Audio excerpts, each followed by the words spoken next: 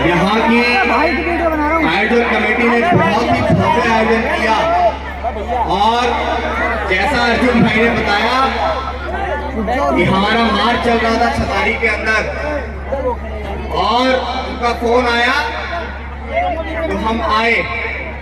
सबसे पहले बहुजन समाज में जन्मे सभी संतों गुरुओं महापुरुषों को नमन करते हुए तथागत बुद्ध, संत कबीर, गुरु नानक देव, बिरसा मुंडा पाखंडवाद के खुर विरोधी रहे पेरियार, ईवी, रामा स्वामी नायकर, इस देश में शिक्षा की हलक जगाने वाले राष्ट्रपिता ज्योतिबा फूले, मां सावित्रीबाई फूले, उनके इस संघर्ष में उनका साथ देने वाली मां फातिमा शेख, हमें इस देश के आरक्षण के जनक छत्रपति शाहू महाराज, हमें आपको मान सम्मान स्वाभिमान की जिंदगी देने वाले भारत के संविधान निर्माता, करोड़ों शोषित वंचित पीड़ितों के मुक्तिदाता हमारे रहबर डॉक्टर बाबा साहेब अम्बेडकर और इस देश में जातियों में बटे समाज को, टुकड़ों में बटे हुए समाज को एक माला में पिरोकर कश्मीर से लेकर कन्याकुमारी तक साइकिल यात्रा करने वाले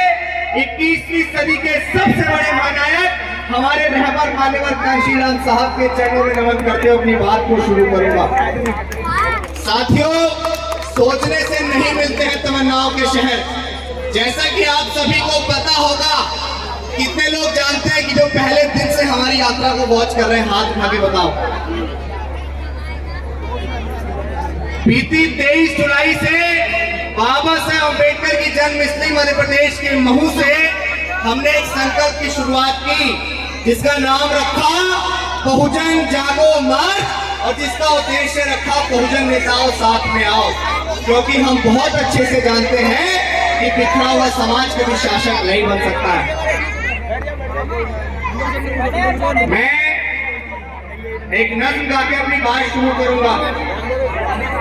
लुटा दे तेरे खातिर जान तो भी गम नहीं होगा, लुटा दे तेरे खातिर जान तो भी गम नहीं होगा, तेरे जैसा कोई अब जख्म का मरहम नहीं होगा।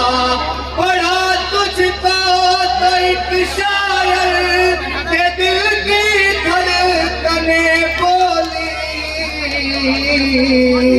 कई सदियों तलक अब दूसरा मिलकर नहीं होगा, कई सदियों तलक अब कांशीराम सा नहीं होगा। मैं आपसे खासकर नौजवानों से, हमेशा आपने मेरे अग्रेशन को देखा है सोशल मीडिया के माध्यम से, बाबा साहेब अम्बेडकर की वीडियोस को उनके ऊपर शायरियां मैं करता हूं, आपने देखा है। लेकिन वर्तमान समय में जो सबसे ज्यादा जरूरी है वो क्या है?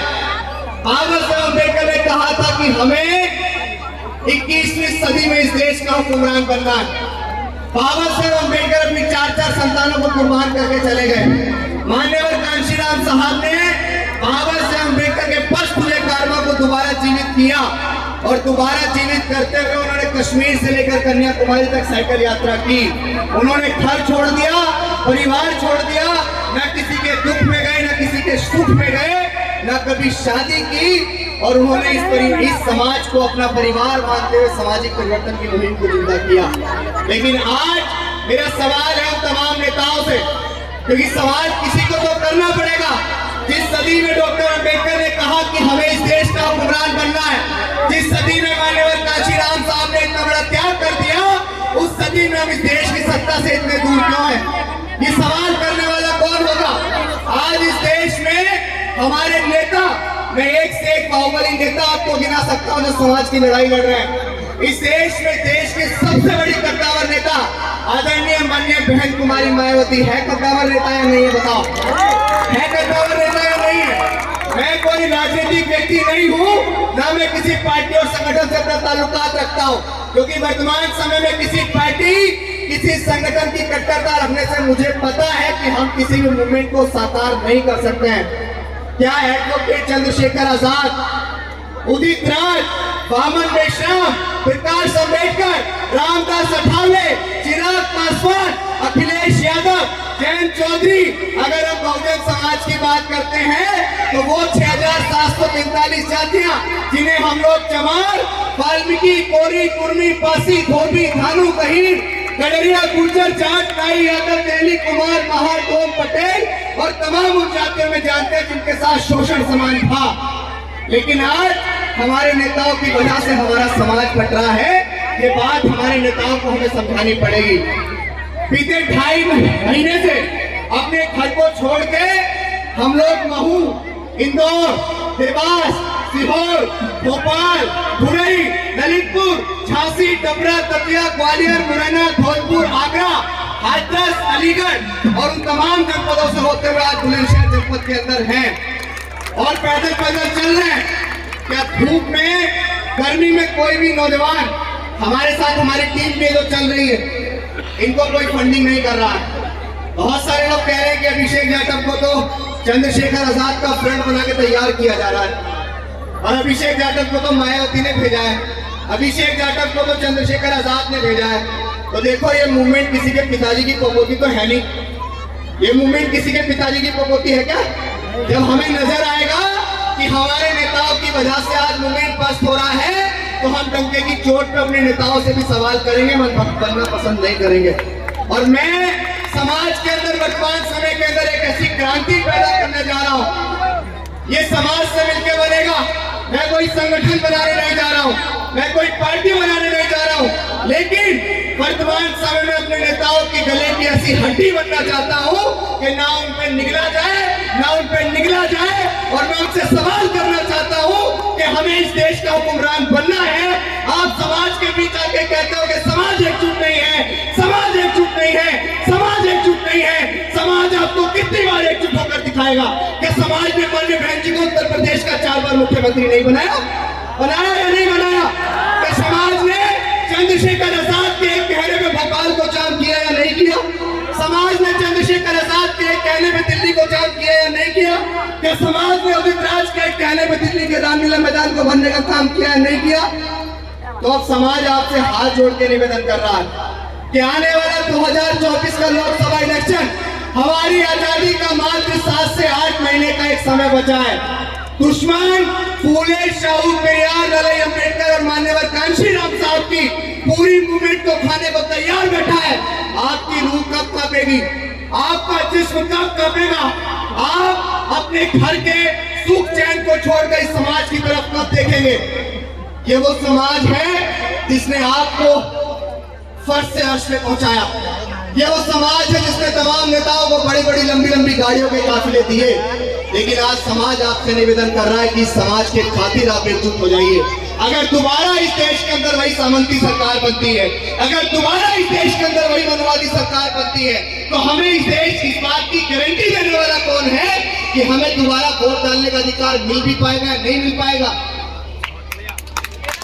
इस बात की गारंटी आज हमारे बहुत सारे लोग अनभक्त बने पड़े हैं। मायावती चंद्रशेखर, मायावती चंद्रशेखर। अगर इससे मूवमेंट कामयाब हो जाएगा मूर्खों, इससे मूवमेंट कामयाब नहीं होगा, इससे दुश्मन जरूर कामयाब हो जाएगा।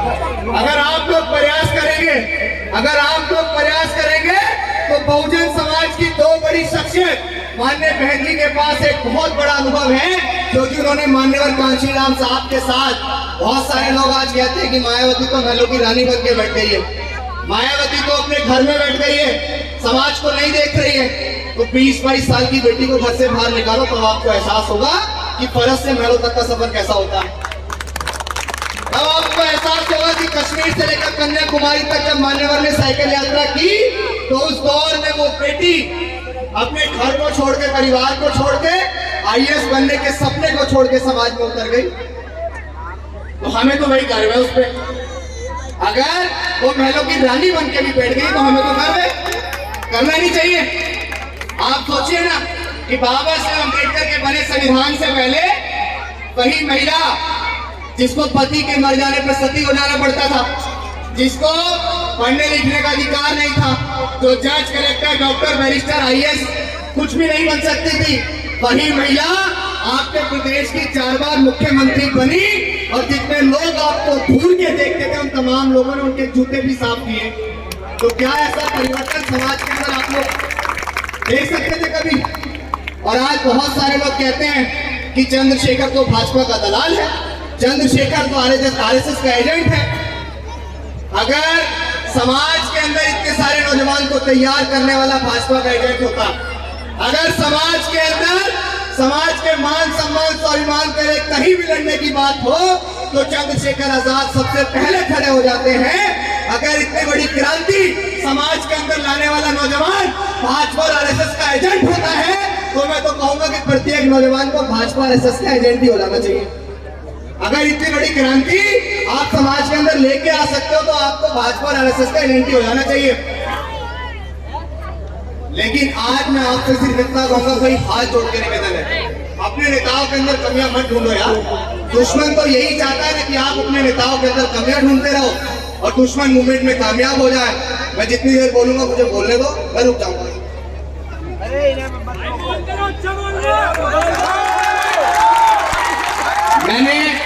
मैंने स्पष्ट ये कहा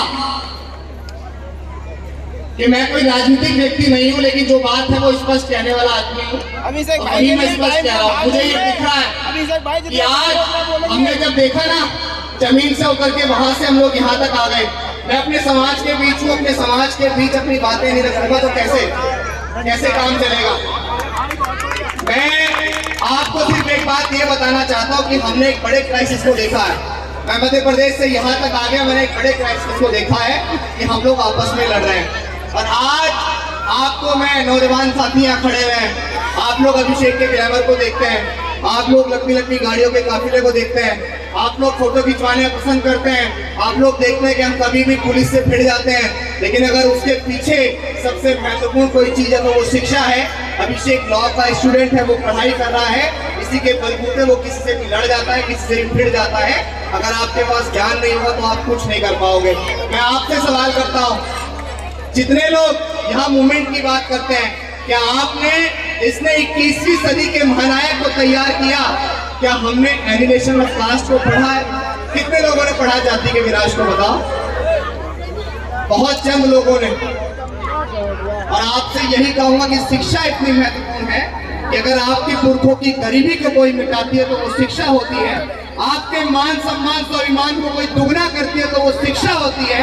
अगर आपके समाज के अंदर कोई बड़ा परिवर्तन लेके आती है तो वो शिक्षा होती है। मेरी माताएं बहनें यहाँ बैठी हुई हैं, आपसे भी बहुत विशेष बात कहना चाहता हूँ और बड़ी खुशी हुई मुझे कि आज भीम ज्ञान महोत्सव के सिकंदराबाद के अंदर इतना भव्य आयोजन हुआ कि जितनी पुरुषों की संख्या है उतनी महिलाओं की संख्या। एक बार जोरदार तालियां इनके लिए, क्योंकि बाबा साहेब अम्बेडकर ने कहा है कि मैं किसी भी समाज, किसी भी प्रदेश और किसी भी देश की उन्नति वहां की रहने वाली महिलाओं की उन्नति से मापता हूँ। जिस दिन ये महिलाएं शिक्षित हो जाएंगी, जिस दिन ये महिलाएं डॉक्टर अम्बेडकर के मिशन को समझ जाएंगी, उस दिन घर घर में ये मिशन बहुत आगे बढ़ जाएगा। मैं आपसे कहना चाहता हूँ, तमाम लोगों से कहना चाहता हूँ कि जो अपने छोटे छोटे बच्चों को मजदूरी पे भेज देते हैं, 15-16 साल के नौजवानों को मजदूरी पे भेज देते हैं चंद 500 से 600 के लालच के लिए, मैं आपसे कहूंगा कि आप आज 2 निवाले बेशक कम खा लेंगे, लेकिन आने वाले वक्त में अगर आपका बच्चा दरोगा बनेगा, आने वाले कल में बेहतर शिक्षा हासिल करके आपका बच्चा डीएम बनेगा या आपका बच्चा बहुत अच्छी नौकरी करेगा, तो वो आपके साथ साथ आपके गांव का, आपके कस्बे का, आपके शहर का, आपके प्रदेश का नाम रोशन करेगा। इसीलिए शिक्षा बहुत महत्वपूर्ण है। हो इस तरह हौसले आजमाया करो, मुश्किलें देख कर मुस्कुराया करो, 2 निवाले भले कम ही खाया करो, अपने बच्चों को लेकिन पढ़ाया करो, अपने बच्चों को लेकिन पढ़ाया करो। बातें बहुत सारी हो गई और बातें कहनी भी बहुत सारी थी, लेकिन माहौल कुछ अलग नजर आ रहा है, इसीलिए आपसे ज्यादा नहीं कह पाऊंगा। लेकिन इतना जरूर कहूंगा कि नौजवानों ने बहुत साथ दिया है, नौजवानों ने बहुत विश्वास किया है। हमारा मार्च बहुत जल्द दिल्ली के जंतर मंतर पहुंचेगा। हमने कभी भी अपनों का विरोध करना नहीं सीखा है, हमने कभी भी अपनों की टांग खींचनी नहीं सीखी है।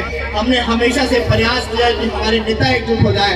सोशल मीडिया के माध्यम से आप तमाम लोगों ने हमारी शायरियों को सुना, आप तमाम लोगों ने हमारा साथ दिया, लेकिन वर्तमान समय में जब नजर आया कि हमारे समाज के अंदर सबसे बड़ी मांग यही है कि हमारे नेताओं को एकजुट हो जाना चाहिए।